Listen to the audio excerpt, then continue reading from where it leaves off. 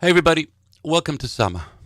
I'm Derek Mazzoni. We're based in Seattle, and we create a program focusing on artists from all over the world who are doing powerful music, powerful art with their music, and represent their culture in really interesting ways. Not so much focused on their victories or their ego or their material gains, but more in the I call it the sacred space, but almost you could say multicultural, multi-representational, trying to create work that transcends just their one perspective on life.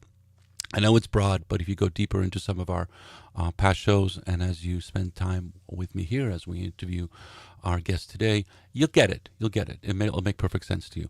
His name is Maga Bo, and he's based in Rio de Janeiro. He's a pioneer of the global bass movement, a producer, percussionist, and of course DJ. And I've been a fan of his for a long time. He started in Seattle, then moved to Rio de Janeiro. He's internationally renowned for his production work on labels like Ninja Tune, True Thoughts, ZZK, Soundway, and he collaborates with a whole bunch of amazing musicians all throughout Brazil and beyond. He has worked and performed in over 50 countries, including performances at Womex, we were just at, Worldwide Festival, WOMAD UK. He counts among his collaborators, of course, the amazing Ethiopian musician Mulatu Ostatke, Marcelo Yuka, Issa Bagayogo, and his remixes have been released throughout the world. He's got a new record out that's coming out on his own label, Kashambu Records, on May 27th. It's called Amor e Revolução. And we have a video from Maga Bo right now. And then we're going to go chat with the man himself and learn about life and what's been going on. So once again, I want to thank you for checking out Sama, Seattle Circuit Music and Art. This is Maga Bo, brand new music.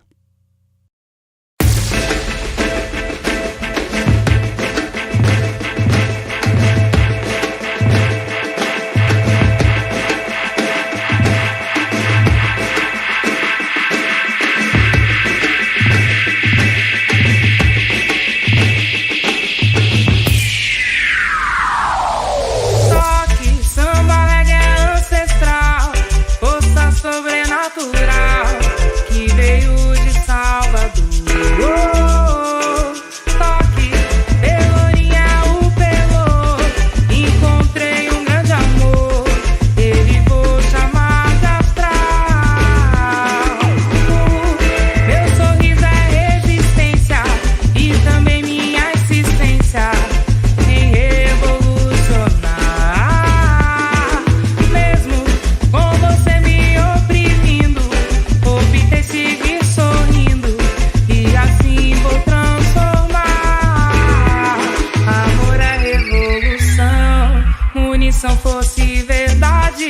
igualdade, minha luta. Vou buscar por liberdade. Amor é revolução. Munição, força e verdade. Igualdade, minha luta. Vou buscar por liberdade. Vou cantar sorrindo. Vou entrar dançando ao toque do tambor. Vou encontrar o meu amor, amor. Vou cantar sorrindo. Vou entrar dançando ao toque do tambor. Vou encontrar o meu amor, amor.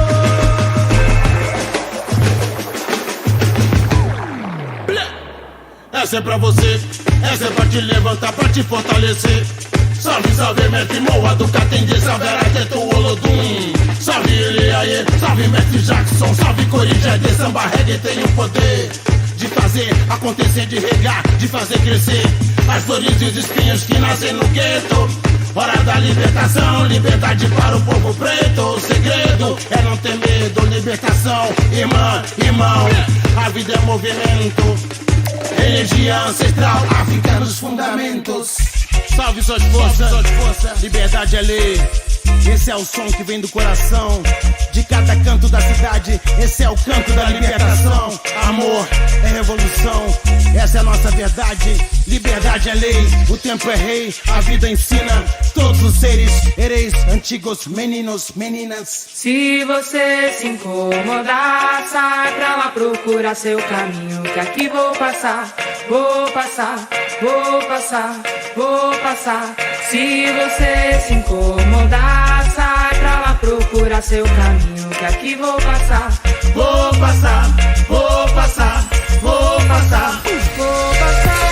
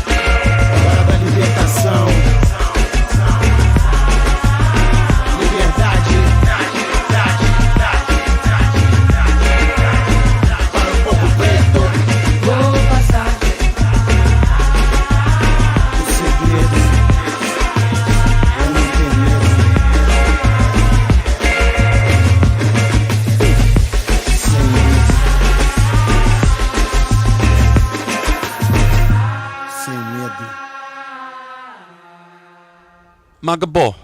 Bo, how are you? Oh, well, thanks for having me here. I'm good. Thanks for being here. Catch me up. I love the new record, and I love that video. It seems that you continue with your beautiful evolution of bass culture, urban culture, and adding a level of, I don't want to say tribal, but a level of earthiness to this music. How did this record come about?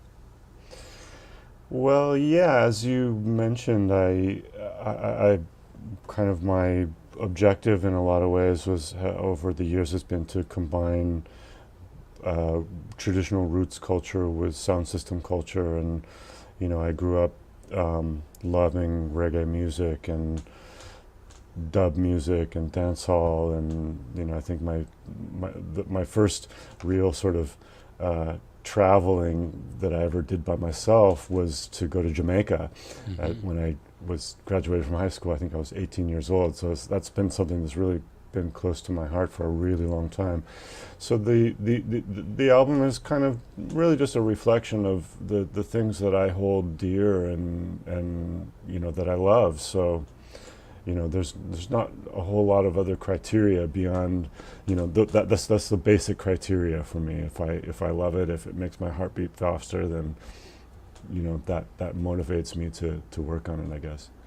So 18, Jamaica alone, that's a big impact, my friend. That's a big impact on you're a blank canvas, and you're getting that presented to you. Was that looking at Jamaican sound systems and looking at the music culture in Jamaica? Was that one of the catalysts that got you into producing? Yeah, I think so. I mean, I think probably some of the first bit of music that I began making was reggae, and I well, even before that I played. I'm a drummer. Was my original instrument, and I played in a punk rock band in Seattle for several years when I was around 15, 16, 17 What was years the band? old. March 3rd. We played. Okay. We played with like Malfunction and. Okay. God, I can't. I found a flyer recently. We played at Guerrilla Gardens down on across from. I don't think it's probably even there anymore. No. Guerrilla Gardens was one of the spots. I remember there was a Chinese restaurant on 2nd Avenue and upstairs that somehow we got to play there, and we had to sign waivers to let us in because it was a bar and we were younger than 21, but we played there. We played with a bunch of, we played with the Melvins. Dude, that's serious. Did you guys release music? No, well, we did make a recording, which I recently found. You did? Sort of nostalgically listening to that, but will you send that to me, because I want to put it on the get it to the KXP Punk Show, because we're Sure. celebrating our 50th anniversary at KXP right now. It's a big deal. Oh wow, okay. And so there's a lot deal. of like historical stuff. This is a tangent from what we're Well, talking about here on Sama, but it would be awesome if you could. Oh send yeah, that to me. sure. I would be super stoked to participate in that. In fact, I mean, I should say that an enormous influence on me and where I am musically today is KCMU. Back. So I think I think that was actually 90.5. Am I right about that? Back in the day. Yeah. That was 90.5 before it became 90.3, and well before it became KEXP, of course. That was a huge influence on me, to be able to turn on the radio and listen to all this stuff from all over the world. That how else back in, this is what, in the 80s. Would I ever, or anybody, how would we know about that stuff? And that was a big deal to me, that got me to where I am. And I think also the fact that Seattle, back then, I don't know how it is now, there were tons of shows, music shows, and especially, you've got the Zimbabwean community and in the Pacific Northwest. We had, all these Zimbabwean artists coming through, Thomas Mapfumo, Remy Ongala, no, he's Tanzanian, actually, I got that wrong. But there was a lot of really amazing African music coming through back then, and then we had Bumbershoot and these just amazing live venues for live music. It sort of seems like things have changed quite a bit since then. I don't know. Well, you've changed. That's another conversation. It's like obviously money and population. The city's different. There are venues and there are places, but it's not just focused on so much on Seattle anymore. Like anything else, the core of the city has gotten wealthier, and so all of those people, the freaks, the people that could be living in the center, can't afford to live here anymore.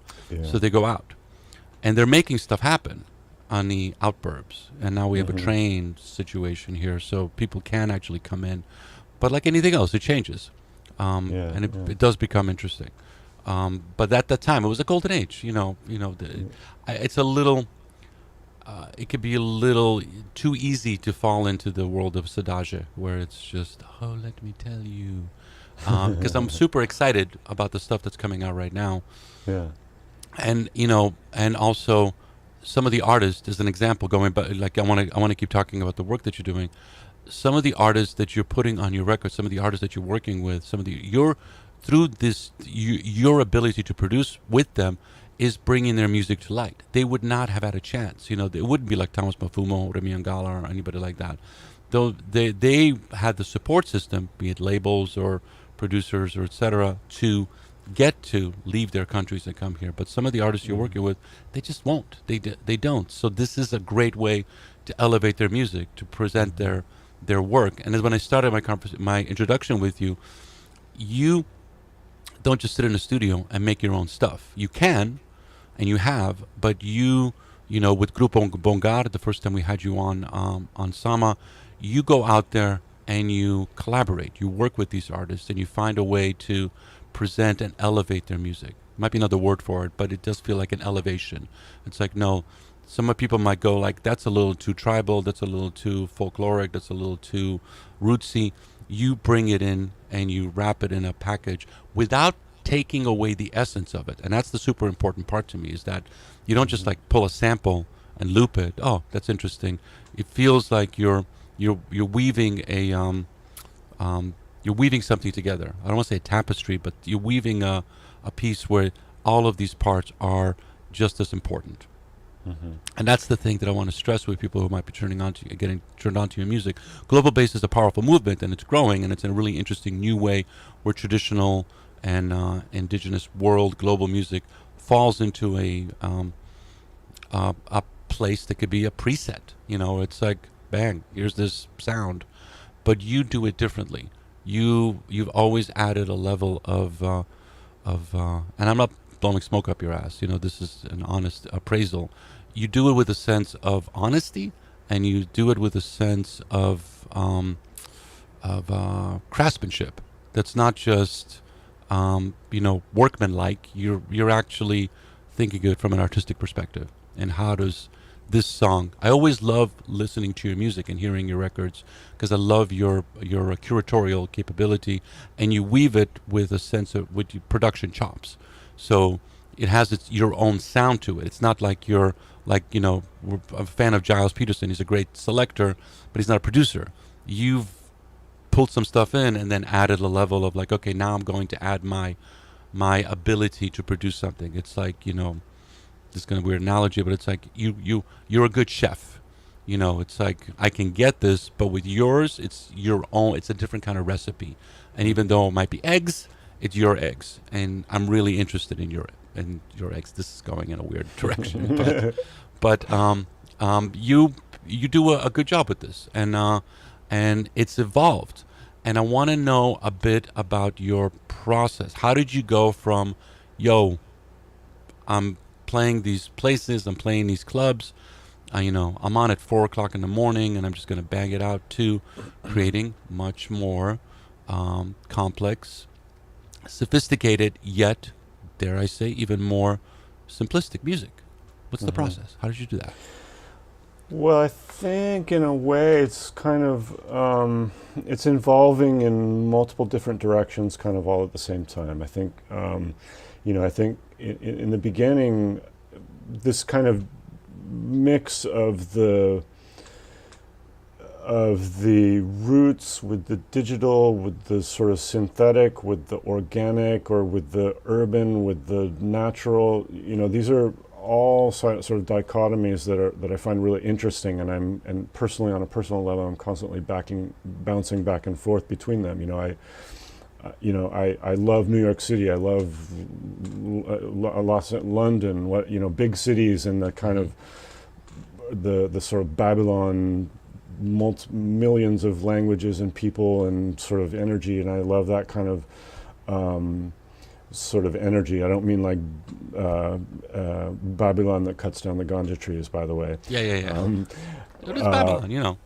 Right, but and I also love the nature and the being in total pure nature, and they're different energies, and I think we as humans obviously are kind of interacting with both places. So it was kind of a natural thing for me to do, to try and make this happen, but it was also a real challenge because if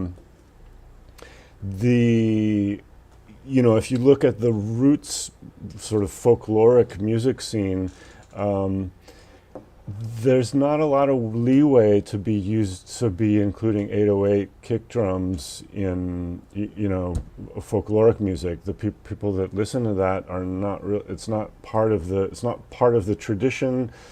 And you can also sort of look at it from the other way. If you look at the club electronic music, it's not really part of that, tradition, if we can even call it that. I guess we can. It's been 50 whatever years that electronic music, or more, that electronic music has been happening. But it's not really so much part of it to be including like alfayas and ilus and caixa and all these different traditional percussive instruments.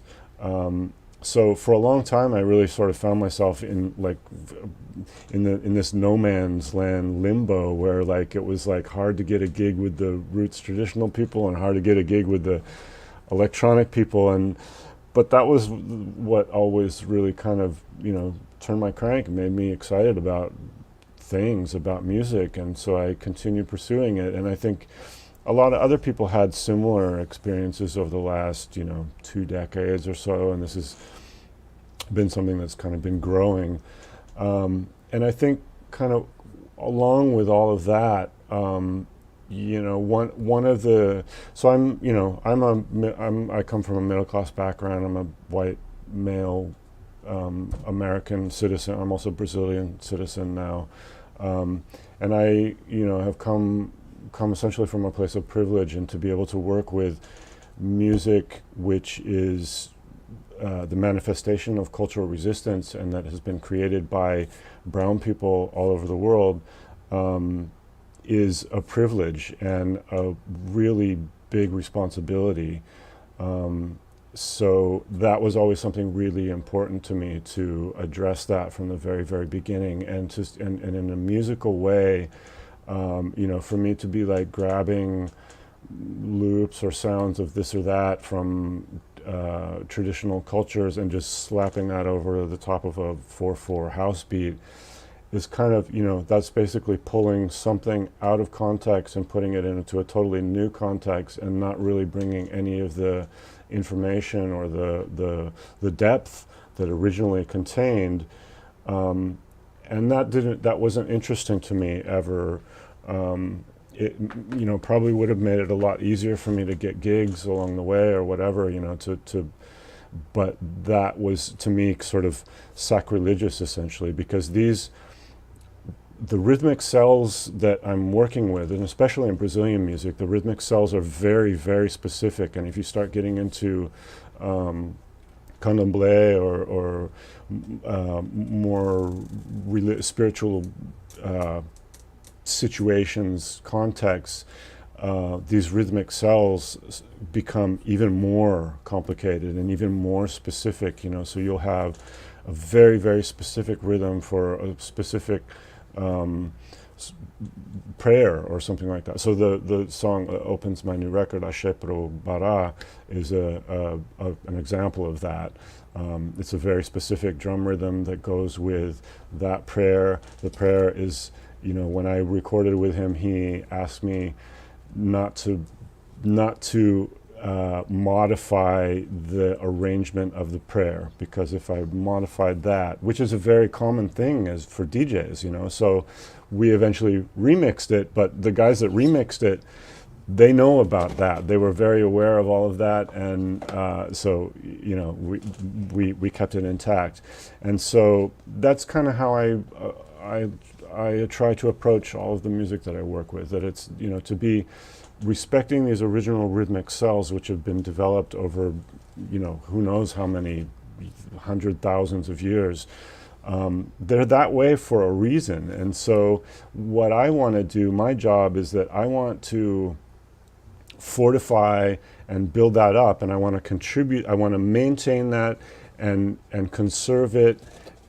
Is that even a word in English? Conserve it, to conservation. Sorry, I'm like directly translating from Portuguese. To maintain it and to take good care of it, to treat it with responsibility. You're succeeding. I hope so. You are. It becomes a really interesting narrative, especially in the context of club culture, because club kids are getting more sophisticated. Obviously, they're getting older, but they're still staying within the culture, and they want more than just a 4/4. I mean, there's a great place for it, and it's awesome, but it feels like, as you grow older, your tastes become more sophisticated. You have life experiences, and it doesn't mean that you have to slip into neoclassical or abstract jazz. You can find aspects of that within your culture as long as that culture evolves. And I kind of put you in that vein where it's like, okay, and especially in the context of the kind of music you're presenting, Sama is focused on global sacred music, which is a broad subject. It could be anything from, Capella Romana doing Orthodox chanting all the way to the kind of work that you're doing, where it's like, or, Majid Bekas or something like that, or Chalaban taking Ganawa rhythms, and yet keeping that transformational capability of the music, because the music's intention as a prayer, as a sacrament, as an acknowledgement of a transition in life, or some type of like, this music is intentional for this purpose. finding a way to bring that to the dance floor, finding a way to bring that to the earbuds or whatever, however you're hearing, where it doesn't need to be tied to that space, to that physical place. You're still able to bring a bit of that into wherever that music and that art form is being presented. And I find now, as a society, and specifically one of the reasons I want to talk to you about it is, like, you're living in Brazil, and Brazil has it's a gigantic, complicated country, but it has a significant indigenous population, and that indigenous population is, nice kitty, that indigenous population is trying to hold on to and succeeding to its identity as separate from the dominant culture, the dominant language, and all of those things there. And music is a powerful way to present that.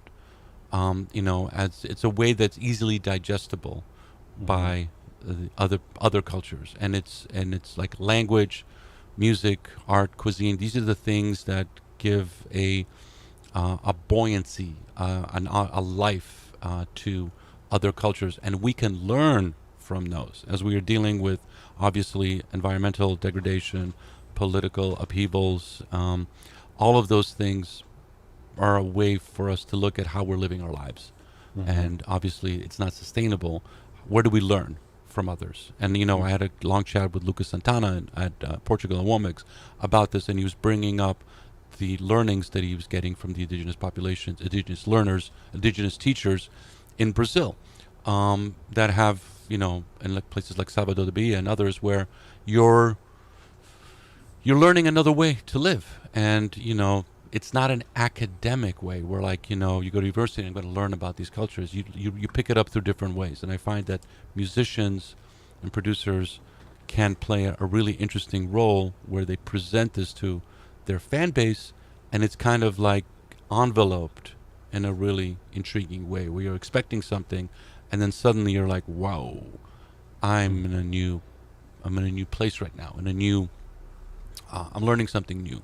And I find that really, really super intriguing. And you might go like, I don't know, I don't think I'm doing that, but I think you are. I think anybody in the space right now that's doing this work and going deeper is presenting these opportunities. Thoughts? My cat is wanting a lot of attention right now. No, go. Kitties we can learn a lot. So I'm here with Maga Bo. He's got a new record out, first one in 10 years, called Amor é Revolução. It's out on Kashumba Records on May 27th. I've been playing it on my show due to ZZK's compilation that a track is on. Refresh my memory. It's the Ashe Para Obara is the one on ZZK is Kadeze. Kadeze. Banging track. I really Kadeze. And so, way to go, Grant, and I'm putting that out. And it's nice to see you coming out. It's nice to see you doing more work, because obviously we're going to pivot now on reality. It's been a freaky couple of years. And what has that been like for you? When everything shut down, and then I'm curious, where did you go from that? Because we had a conversation when we were interviewing Grupo Bungar. It didn't feel like you were that eager to, A, you didn't know what was going to happen next. Nobody did. But B, now, a couple of years later, you got a new record coming out. And take me through the journey of that. Wow. Well, in a way, the pandemic for me came kind of almost like exactly at the right time, because I was kind of coming off of, was 2019. I'd been touring 3 and 4 times a year for about 15 years, and I was tired. I was just tired, and I was developing some health issues, and basically I had to stop. I couldn't continue, and I just kind of the world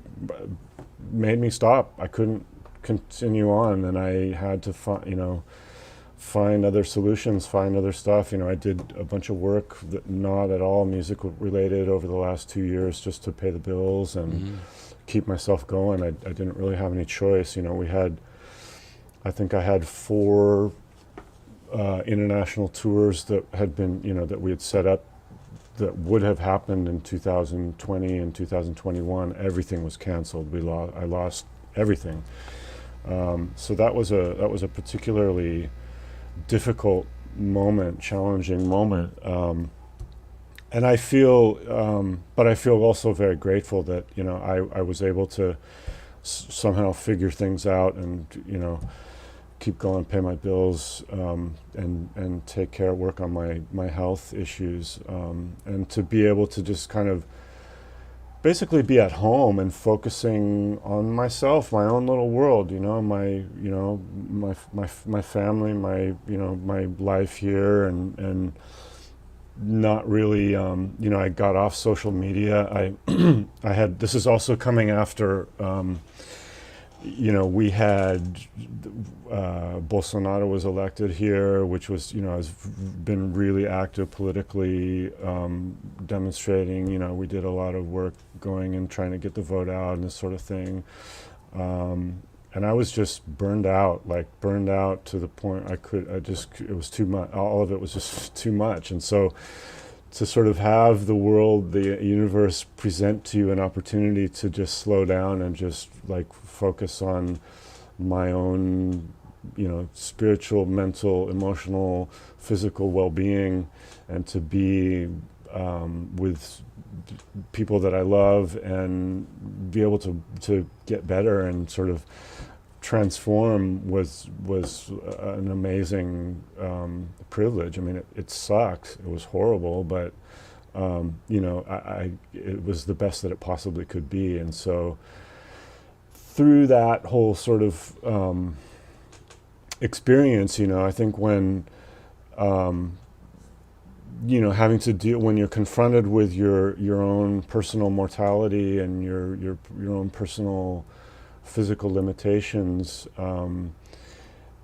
I think life kind of, it gives you the opportunity to, maybe it doesn't demand it of you, but it gives you the opportunity to change your attitude, change your outlook on life, change your habits, your practices, to just change. And so, and I think kind of the title track of the album is Amor é Revolução, so love is revolution, which to me is basically, we're on this, tiny ball spinning around in the middle of space, and our bodies are made of, basically we're not even solid things. We're like atoms with space in between them that are all, orbiting around each other. And, here's a bunch of orbits here, atoms orbiting here, and those are orbiting in such a way that, okay, I know that that's my fingernail, and here is my, my this or that or whatever. But it's I guess my point is that we're basically just energy, and we're energy in movement, in constant transition. And basically love is an action. It's an action. It's an act. It's not something that just sort of happens. It's something that we cultivate and that we use to transform, and we it's a guiding force that helps us evolve and transform. And so I think that a lot of that, the song on the album talks about that in probably much more eloquently than I am right now. But the idea is that it's talking about personal transformation. And so, these last 2 years have been a time of great personal transformation for me. Thank you for sharing that. I think a lot of people can, it resonates with them and echoes that process. So it looks like we might be coming out of it. It looks like you guys got an election coming up, and, inshallah, it will be a better outcome than the last one. But will you go back on tour? Will you go out there? Will you, now, you took your time off social media, you got a new record out now, you're not going to be taking time off social media. You're creating videos of this work, so you're thinking about collaborators and artists with that? Now that you're obviously the transformation doesn't stop, but you've got this record, so you've got actual things you have to do now, and a timeline, and what's the plan now? Well, I also have a project called Sociedade Recreativa, which is with João Selva, who's got a really fantastic record out just not so long ago, in the last year, and a dancer, Teresa Azevedo, both of whom were born in Rio but now live in Lyon in France. And we released 2 records on Jarring Effects, and now we had some lineup changes and some transformations within that project as well. So we're now working on a new record. So I had my sort of first in-person visit last week. They were visiting here from France. We had a week, 10-day long residency to do photo shoots, work on new music, work on the live show, that sort of thing. So we actually have a small, well, I don't know if you can really even call it a tour there. We have 2 dates in Europe in the summertime. So we'll be doing that. I'm not doing any DJ gigs, at least that I'm aware of at this point, but I'm sure that'll come back eventually. At this point, my focus is a bit more on working with the live show with the band and working on new music, producing new music. I'm a little more, I think I'm perhaps moving a little bit away from touring, well, definitely not touring as much as I had in the past, and moving more towards production work, which is what I really, really love and what really does it for me. Yeah. Perfect. Maga Bo, thank you so much. The new record is called Amor é Revolução. It's out on Kashumba Records on May 27th, so we'll be going out a couple of weeks after we stream this performance. We're going to go out with another video. Tell me about that process before we go out. How do you work with artists? What's your process, knowing now that music and video are so important as far as reaching an audience? How do you? What's your recipe for that? Well, I normally when I'm recording with people, I try and film at least a little bit, even just with a cell phone and just kind of basic stuff.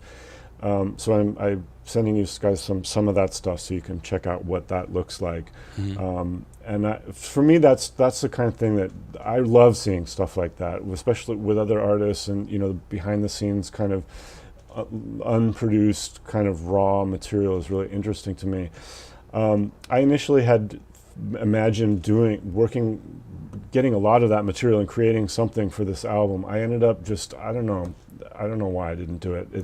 It kind of didn't come together so much. I'm sort of putting it out there in small pieces, but the video Amor é Revolução, Naju, the director, she works in a very similar way. She grabs like little clips of sort of just details of everyday life she lives here in Rio, so of stuff here in Rio. And she had done a video called Crash for Jussara Massal, who was a fantastic video, and I just loved it. And she had a really specific kind of style. And so I saw that and I kind of felt like, wow, my little clips are kind of nothing compared to that. That was the stuff that was like, wow, really bright and colorful and just tons of it, and really just kind of special, unique recordings, or filming, I should say. So that's the Amor é Revolução video. Perfect. Okay. Thank you. We're going to close on that. And best of luck. I hope to see you soon. And thanks everybody for watching Sama, Sales Record Music and Art. Be well. Peace. Love. Cheers. Cheers.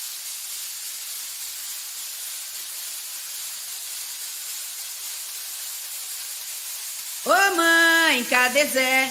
Ô mãe, cadê Zé? Tá sentado no toco cheirando rapé, tá sentado no toco cheirando rapé. Ô mãe, cadê Zé? Ô mãe, cadê Zé? Tá sentado no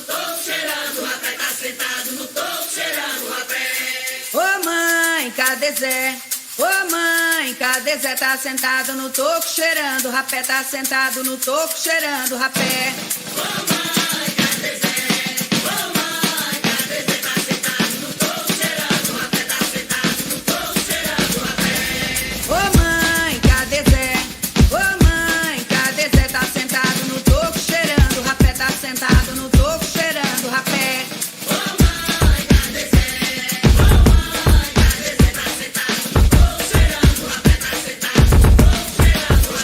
Mãe, ô mãe, cadê Zé? Ô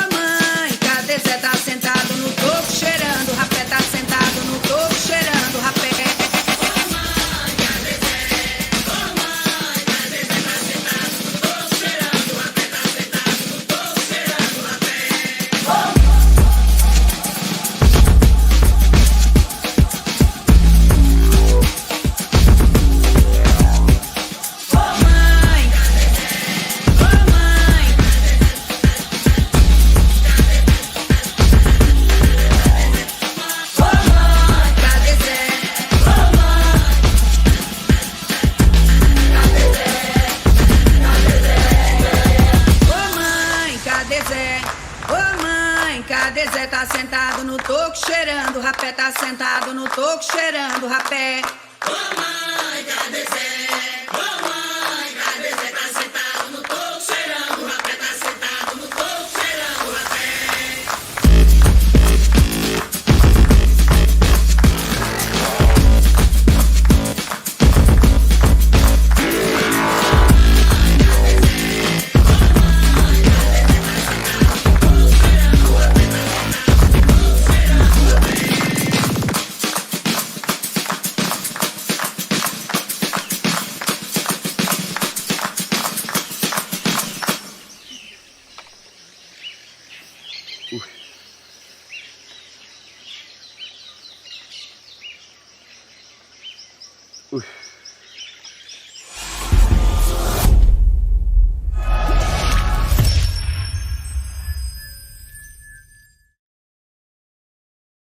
Hey everybody, Derek Mazzoni here. Thank you for watching Sama.